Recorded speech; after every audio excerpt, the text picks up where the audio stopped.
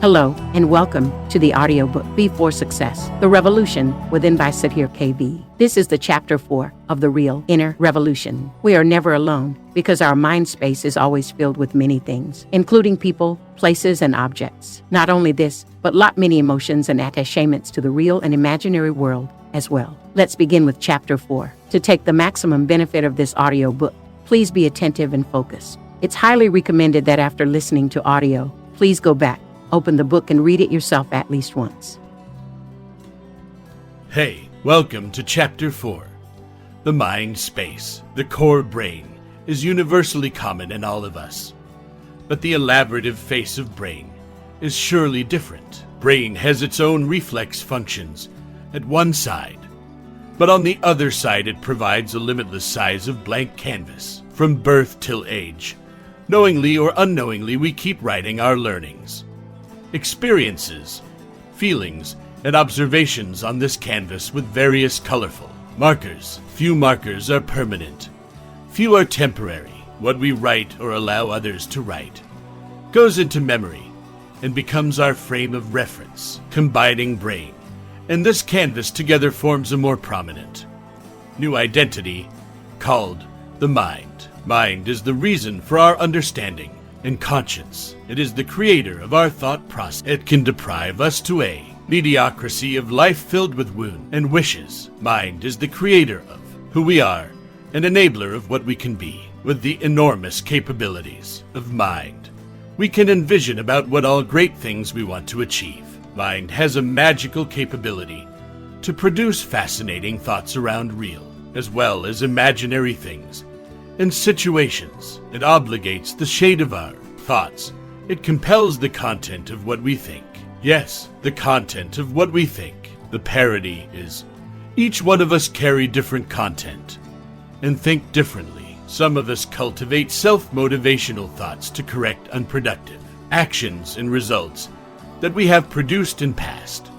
Some of us cultivate demotivating thoughts towards corrective actions and prefer to blame on situations or people for bootless results. The astounding fact is, both kind of people want to achieve an abundance of success. We certainly know what we should think and what we should not. Still, we keep thinking more about avenges, anxieties, problems, risks, and failures than kindness, empathy, joy, solutions, opportunities, and success. Undoubtedly, what we think is what we produce. Since mind has no physical shape, no biological evidence, and no weight, it cannot be touched or seen.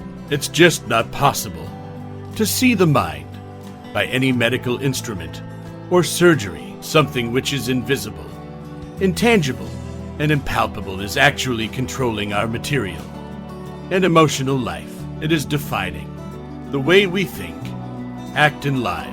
Looks enormously strange what this mind is, why it thinks, what it thinks, and how. Why not everyone's mind produces success-friendly thoughts. Why one cannot look away from black spots, but the other can see whole bright white canvas of opportunities. Why some people are capable to overcome most adverse situations nicely, while others just get stuck and get diminished. Is it because of persons' individual nature? If so, then why not all people have right personal nature to attain success in each and every activity they do? What defeats their desire and willpower? Is it their predefined fate? If it is a predefined fate, then who has defined it, and why he has discriminated from one person to the other? Is he not a well-wisher for everyone equally? It may be controversial matter for medical science to approve, but astrology claims to predict future and elaborate past of one's life through some typical calculations based on birthplace and birth time. If mind is the controller of life, then how astrology can predict the fate? But it is believed it does. A newborn baby has no mind, but just the biological brain. And astrology provides a lot of lateral information about the future of baby. Coincidentally, in some cases, these predictions have been found true as well. Does that mean astrology or any other logical, mathematical, spiritual science can tell who is going to succeed and who is going to fail, and in which field of work, if it can then. Life is a simple toss of the coin. Toss it and accept what it brings as predefined fate. Why to struggle?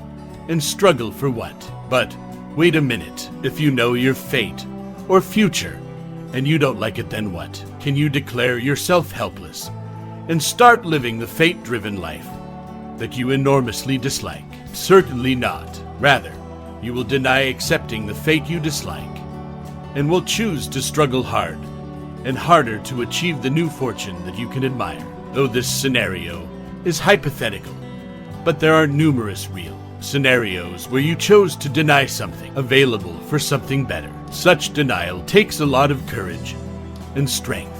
This strength gives you power to combat against the unsought. But from where this strength comes from, whenever you are in trouble, you always have three choices.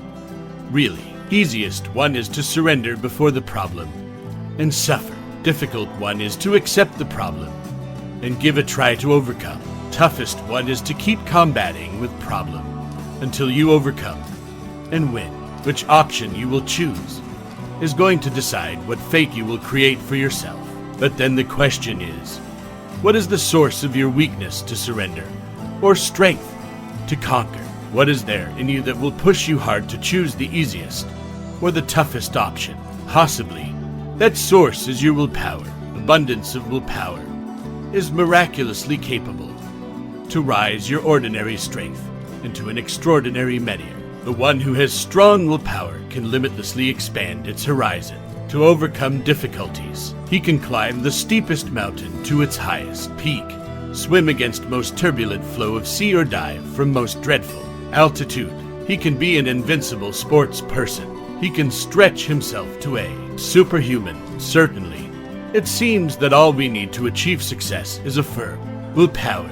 Yes, bang on, but it's not over. The person elevated with strongest willpower can achieve tremendous success, but only there where majorly individual performance counts for success, wherever it takes more than individual contribution. Even the man with strongest willpower may fail if he does not know to collaborate with people to produce collective performance. That's the reason willpower alone usually does not work in establishing a gratifying social and emotional relationship with other people.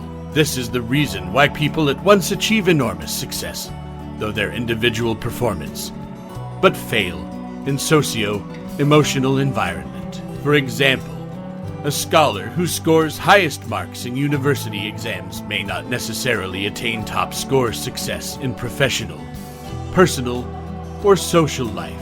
As human, we need a lot of emotional and social support to attain desired quality of life and desired level of success. To cultivate a successful life, willpower alone is not enough.